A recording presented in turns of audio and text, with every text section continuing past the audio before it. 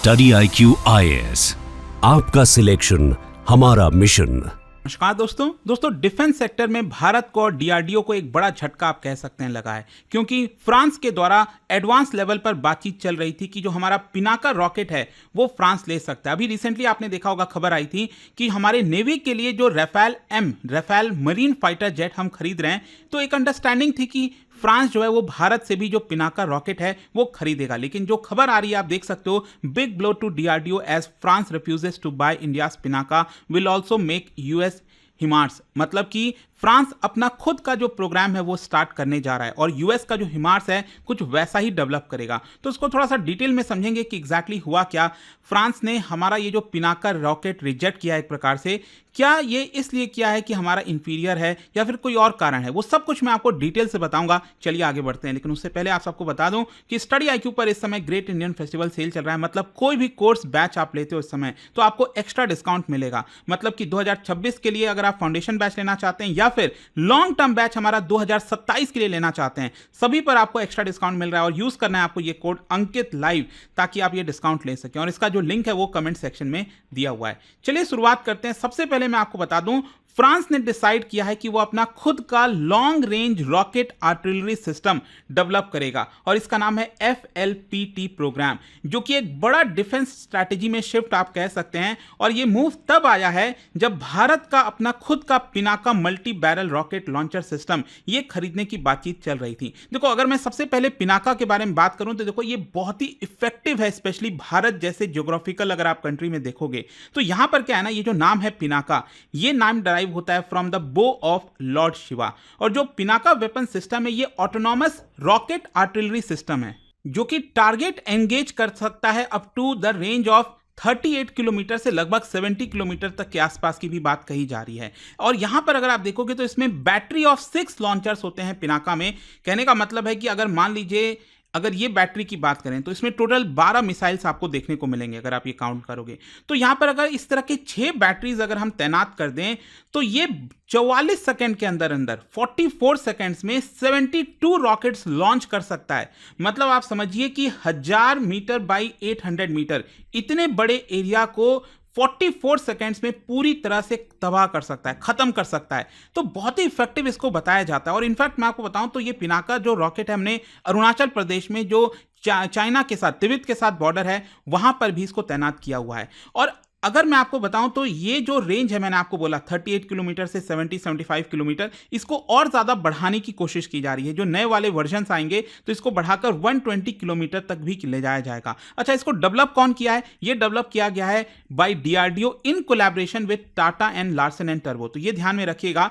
और इसको basically US का जो हिमार्स है, high mobility artillery rocket system, उससे एक प्रकार से कंपेयर किया जाता है। अब हम देखते हैं कि एग्जैक्टली अभी हुआ क्या। देखिए क्या है कि अगर आप 2024 के एंड में देखोगे, ये खबर आप देख सकते हैं, ये बेसिकली नवंबर 10 की खबर है।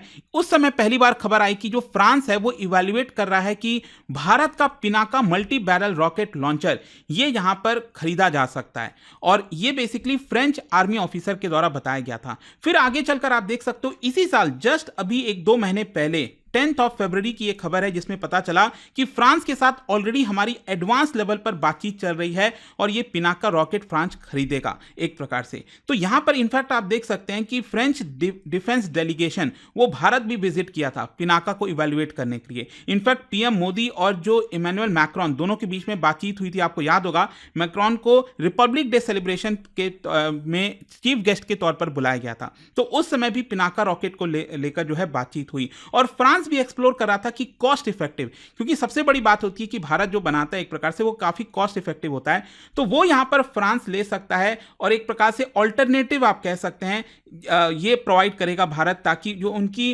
डिफेंस कैपेबिलिटी है वो बढ़ जाए। स्पेशली जिस तरह का रशिया का एक प्रकार से पोस्चर है इस समय यूरोप के अंदर, उसको ध्यान में रखते हुए फ्रांस ये वाला जो रॉकेट सिस्टम है वो हमसे खरीदना चाहता था। लेकिन यहां पर अब फाइनली जो खबर आई है वो थोड़ा सा सेटबैक आप कह सकते हो। बेसिकली क्या है कि फ्रांस ने ये डिसाइड किया है कि वो अपना खुद का ये जो प्रोग्राम है वो लॉन्च कर रहा है, और ये नाम आप देख सकते हो FLPT प्रोग्राम। ये बेसिकली जो अमेरिका का हिमार्स है ना, उसी स्टाइल के सिस्टम का वो डेवलप करना चाहता है। और इसमें आप देख पाएंगे, बोला जा रहा है कि इसकी रेंज 150 किलोमीटर के आसपास होगी और फ्यूचर में और इसको बढ़ाया जाएगा। और ये भी मोबिलिटी वाला होगा, मतलब ट्रक के ऊपर माउंटेड होंगे। और साथ ही साथ इसका जो प्लेटफॉर्म है वो बेसिकली फ्रांस का जो C2 सिस्टम है, उनका जो कमांड एंड कंट्रोल सिस्टम है, उससे इंटीग्रेट कर दिया जाएगा। इसके अंदर कौन कौन प्लेयर्स इन्वॉल्व होंगे बनाने के लिए आप देख सकते हो, साफरान हो गया, MBDA हो गया। और टाइमलाइन की मैं बात करूं तो प्रोटोटाइप टेस्टिंग इसकी अगले साल मिड में की जाएगी, ये बोला जा रहा है। और 2030 तक लगभग 600 मिलियन यूरो का इन्वेस्टमेंट किया जाएगा फ्रांस के द्वारा।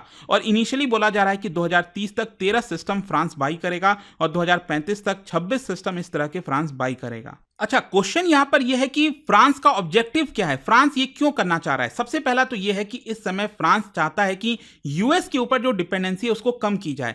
यूएस में जो हिमार्स है, क्योंकि आप देख ही रहे हो जिस तरह से ट्रम्प जो है नेटो को छोड़ने की बात करते हैं, यहां पर बार बार यूरोप के ऊपर सैंक्शंस हो गया, यूरोप के ऊपर टैरिफ हो गया, इस तरह की जो चर्चा चल रही है ना, इसको देखते हुए यूरोप थोड़ा सा अपने आप को अमेरिका से अलग रखना चाह रहा है। तो इसलिए वो हिमार्स से इंडिपेंडेंट होना चाह रहे हैं, फॉरेन इंपोर्ट पर कम करना चाह रहे हैं। दूसरा है यहां पर यूरोपियन यूनियन के अंदर अब बातचीत चल रही है डिफेंस सोवरेनिटी की, मतलब कि यूरोप चाहता है कि वो बाहर के देशों से कोई भी डिफेंस प्रोडक्ट ना लेकर खुद यहां पर बनाए। और इसके अलावा यहां पर नेटो के अंदर ऑलरेडी जो जो चीजें बनी हुई हैं उसी से इंटर ऑपरेबल जो है चीजें बने, मतलब कहीं और बाहर से डिफेंस के प्रोडक्ट्स ना लाए जाए। और अगर आप चाहो तो यहां पर ये देख भी सकते हैं, पिनाका यूएस का हिमार्स हो गया, फ्रांस का ये जो बनाया जा रहा है, डेवलप किया जा रहा है, इसकी रेंज आप देख पाओगे भारत का 38 to 75 किलोमीटर बोला जाता है। जो यूएस का है ना हिमार्स, ये लगभग 300 किलोमीटर का है, काफी लॉन्ग रेंज है, सबसे बेस्ट आप कह सकते हैं दुनिया में। और इसके अलावा फ्रांस जो डेवलप कर रहा है वो अभी के लिए 150 किलोमीटर के आसपास। लेकिन क्वेश्चन ये आता है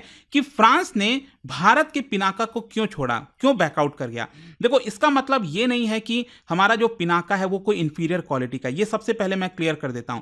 क्या होता है, जियोपॉलिटिक्स में बहुत सारे और कारण होते हैं। सबसे पहला, कहीं ना कहीं जो फ्रांस है, स्पेशली जो मैक्रोन है, वो एम्फसाइज करना चाहते हैं कि उनकी स्ट्रैटेजिक ऑटोनॉमी बनी रहे डिफेंस मैन्युफैक्चरिंग के अंदर। मतलब यूरोप, जैसा मैंने आपको बताया, वो सॉवरेनिटी को लेकर पुश कर रहा है कि बाहर के देशों से ना खरीदे, तो इसकी वजह से एक कारण हो सकता है। दूसरा यहां पर क्या है ना कि जो फ्रांस सिस्टम डेवलप करना चाहता है, वो चाहता है कि वो सिस्टम ऐसा हो जो ऑलरेडी नेटो के अलाइज के पास जो डिफेंस सिस्टम है उसके साथ इंटीग्रेट हो जाए। अब भारत का पिनाका उनके साथ इंटीग्रेट नहीं हो पाएगा, तो ये एक इंपॉर्टेंट चीज है। और फिर तीसरा यहां पर फ्रांस भी चाहेगा कि उनका जो इंडस्ट्रियल बेनिफिट्स है उसको मिले, मतलब rather than importing from other countries, France चाहता है कि उसकी जो एरोस्पेस और डिफेंस फर्म है वहां पर जॉब्स क्रिएट हों। और अल्टीमेटली यहां पर आपको यह भी समझना है कि पिनाका जो है एक प्रकार से लिमिटेशन हो सकता है नेटो के पर्सपेक्टिव से।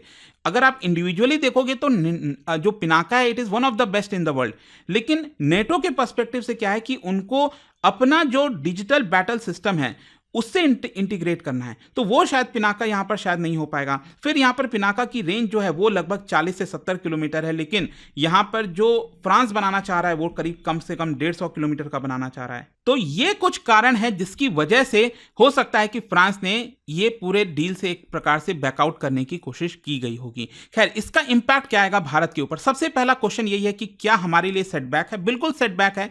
देखिए, कारण क्या है ना कि फ्रांस जैसा देश अगर हमसे पिनाका खरीदता, और तो एक प्रकार से आप समझिए ये ग्लोबल प्रेस्टीज, मतलब भारत का जो डिफेंस एक्सपोर्ट है, तो ग्लोबली एक प्रकार से हमारी प्रेस्टीज बढ़ जाती। और कहीं ना कहीं ये हम दिखा पाते कि देखिए वेस्टर्न सिस्टम को भी भारत का जो डिफेंस गुड्स है वो रिप्लेस कर सकता है। तो कहीं ना कहीं एक प्रकार से डिप्लोमेटिक का कॉमर्शियल सेटबैक है, और कहीं ना कहीं डिप्लोमेसी की भी आप कह सकते हैं सेटबैक, क्योंकि अगर शायद हो सकता है और अच्छे से शायद इसको पिच किया जाता, फ्रांस एक मतलब भारत मान लो अगर राफेल खरीद रहा है हमारे नेवी के लिए, तो ऑब्वियस सी बात है हम एक चीज पिच कर सकते थे। अब क्या हुआ होगा क्या नहीं, लेकिन ये एक सेटबैक है। लेकिन ध्यान रखिएगा ये कोलैप्स नहीं है। कहने का मतलब यह है कि ऑलरेडी हम पिनाका किसको एक्सपोर्ट कर रहे हैं, अर्मेनिया को कर रहे हैं। ऑलरेडी यहां पर बातचीत चल रही है अफ्रीकन कंट्रीज के साथ, सेंट्रल एशियन कंट्रीज के साथ, कि और भी ज्यादा हम एक्सपोर्ट कर सकते हैं। और भारत देखो पिनाका को ना लो कॉस्ट ऑल्टरनेटिव की तरह प्रेजेंट कर रहा है पूरे दुनिया में, कि नॉन नेटो जो मेंबर्स हैं, जो डेवलपिंग कंट्रीज हैं, वो भारत से इस तरह के प्रोडक्ट्स को खरीद सकते हैं, जो कि बहुत इफेक्टिव है। अब क्वेश्चन ये है कि भारत के लिए यहां से आगे क्या। देखो, भारत को कहीं ना कहीं अपना जो डेवलपमेंट है पिनाका MK2 MK3, इसको और तेजी से एक्सेलरेट करना चाहिए। जो रेंज मैंने आपको बताई कि 40 किलोमीटर 70 किलोमीटर, इससे काम नहीं चलेगा, इसको बढ़ाकर 120 कम से कम, फिर 150 200 वहां तक ले जाने की कोशिश करनी चाहिए। और हमारा जो डिजिटल कमांड इंटीग्रेशन है और इंप्रूव करना चाहिए, ताकि यूरोप वगैरह में कहीं अगर हम सप्लाई करना चाहें तो वो उनके साथ इंटीग्रेट हो सके।